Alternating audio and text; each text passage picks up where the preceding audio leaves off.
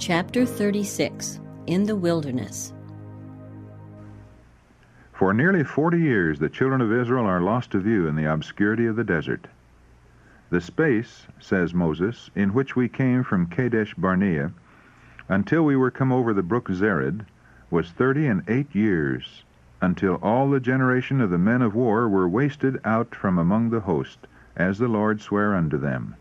For indeed the hand of the Lord was against them, to destroy them from among the host, until they were consumed. Deuteronomy chapter 2, verses 14 and 15. During these years the people were constantly reminded that they were under the divine rebuke. In the rebellion at Kadesh they had rejected God, and God had for the time rejected them. Since they had proved unfaithful to his covenant, they were not to receive the sign of the covenant, the rite of circumcision.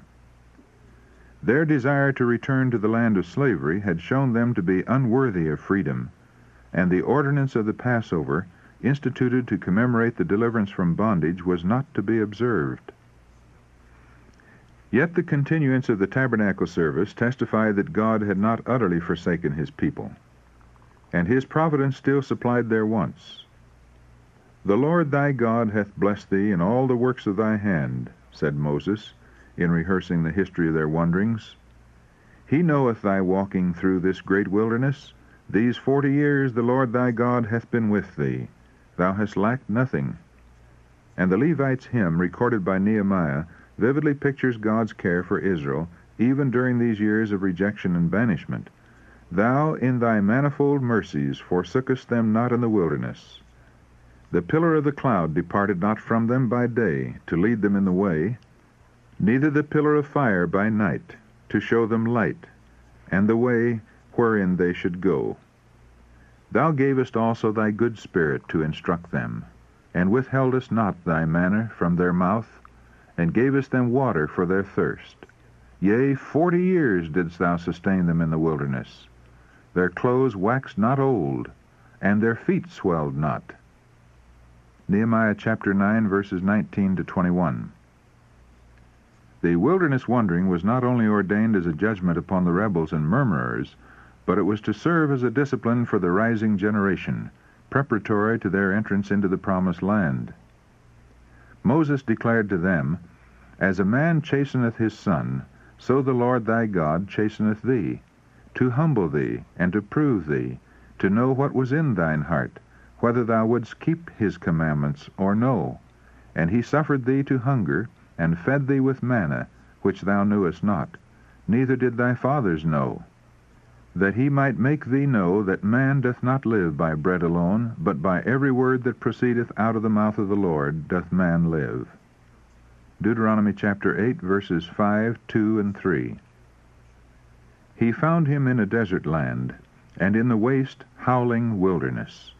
He led him about, he instructed him, he kept him as the apple of his eye. In all their affliction he was afflicted, and the angel of his presence saved them. In his love and in his pity he redeemed them, and he bare them and carried them all the days of old." Deuteronomy chapter 32, verse 10, and Isaiah chapter 63, verse 9. Yet the only records of their wilderness life are instances of rebellion against the Lord.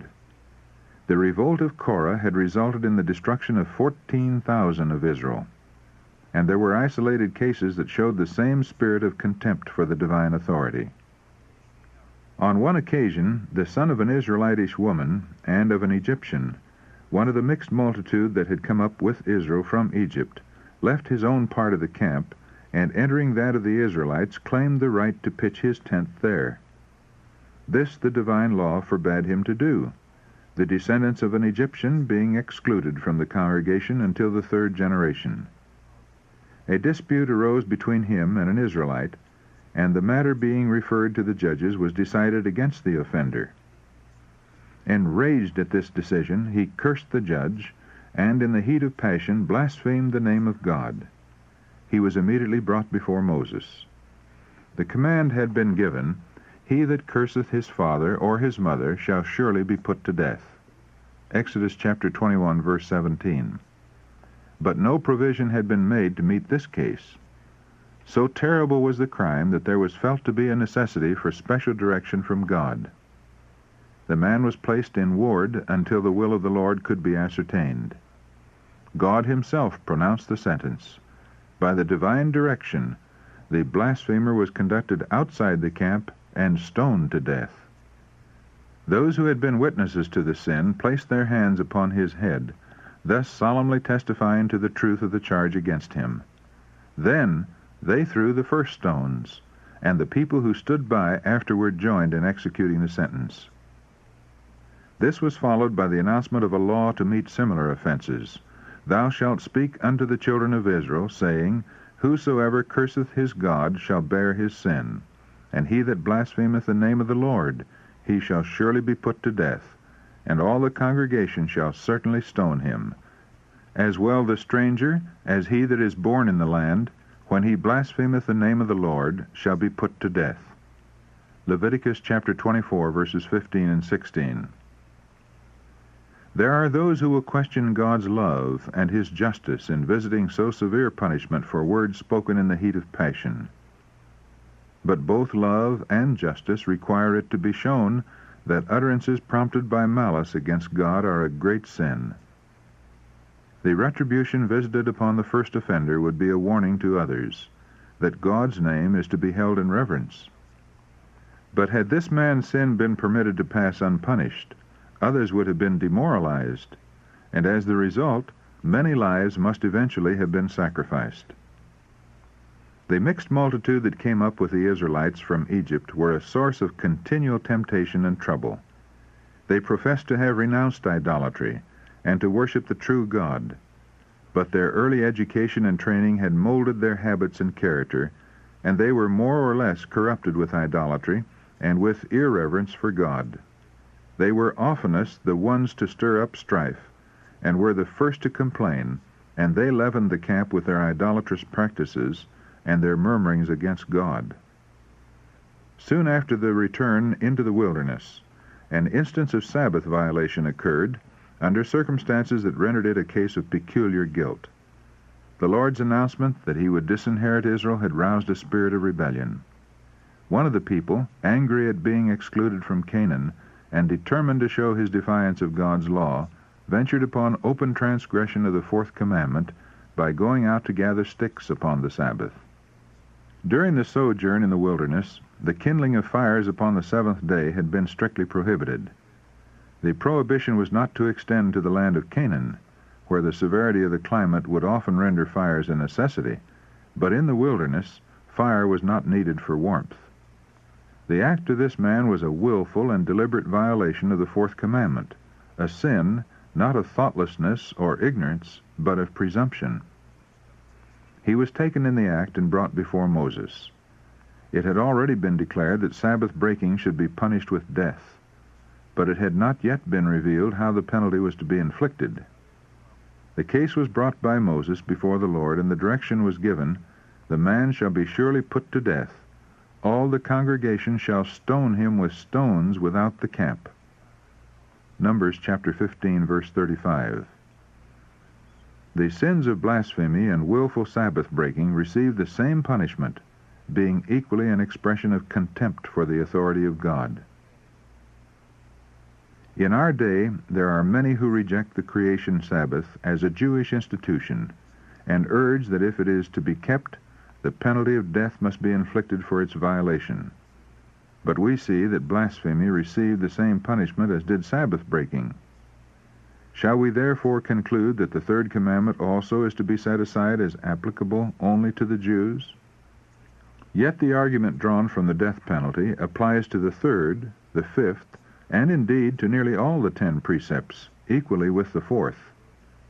Though God may not now punish the transgression of his law with temporal penalties, yet his word declares that the wages of sin is death, and in the final execution of the judgment it will be found that death is the portion of those who violate his sacred precepts.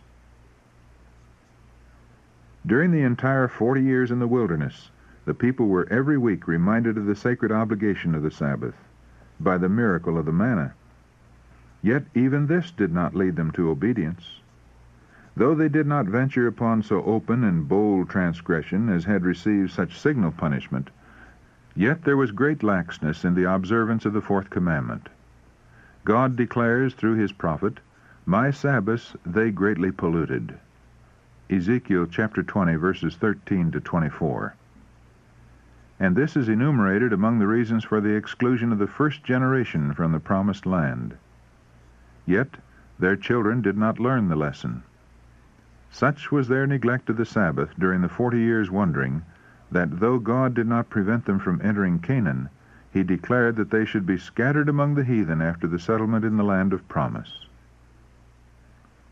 From Kadesh the children of Israel had turned back into the wilderness, and the period of their desert sojourn being ended, they came, even the whole congregation, into the desert of Zin in the first month, and the people abode in Kadesh.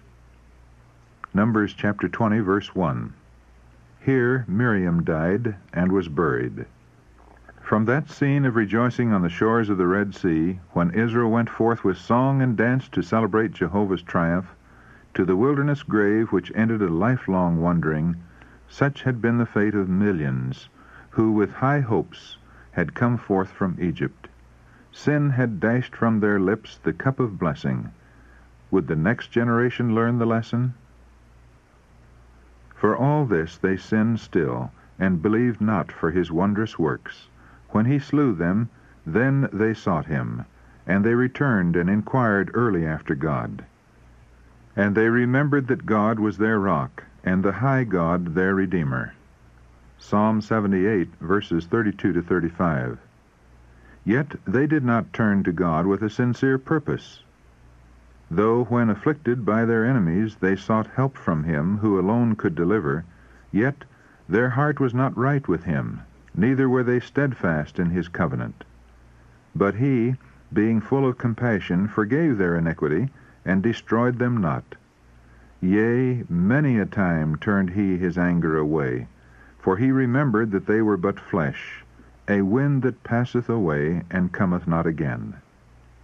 Verses 37 to 39.